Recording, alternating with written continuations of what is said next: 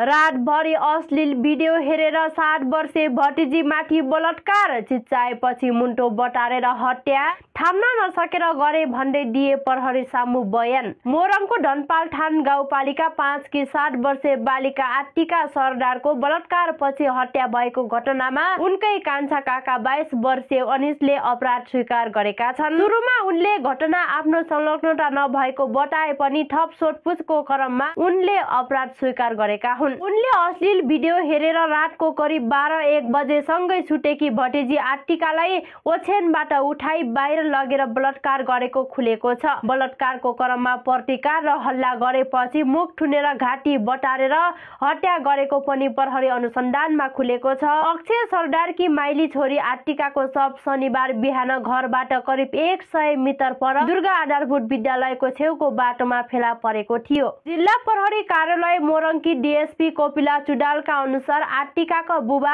आमा घर बनाउने मजदुर हुन्। गाउँमा उनीहरू हरेक दिन विराटनगर कामका लागि आउँछन्। उनीहरू काममा जाँदा छोराछोरी हजुरआमा र काकाको जिम्मा हुन्थ्यो। शुक्रबार कामबाट फर्केर अक्षय धार्मिक कार्यका लागि सालोसँग भारतको कटहार स्थित मणिहारी घाट गएका थिए भने उनकी श्रीमती माइत गएकी थिइन्। 2 छोरी र 1 छोरा हजुरआमाको जिम्मा लगाएर अक्षयकी आमा गाउँमा मदिरा पसल चलाउँछिन्। शुक्रबार बेलुका उनले नाति नातिनालाई छुटाउनु है भन्दै आफ्नो कान्छो छोरा अनिसको जिम्मा लगाइन्। खाइसकेपछि भतिज र भतिजीलाई लिएर अनिस छुट्न गए। अनिसले मदिरा सेवन गरेका थिए। भतिज र भतिजी छुटेपछि मोबाइल चलाएर बसेका उनले राति अबेरसम्म अश्लील भिडियो हेरेको प्रहरी स्रोत बताउँछन्। उनको मोबाइलको हिस्ट्री हेर्दा हरेक दिन अश्लील भिडियो हेर्ने गरेको देखिन्छ। शुक्रबार घटना अघि पनि हेरेको देखिन्छ। भिडियो हेरिसकेपछि सुतेकी भतिजीलाई बोकेर बाहिर लगेर करनी गरेको देखिन्छ।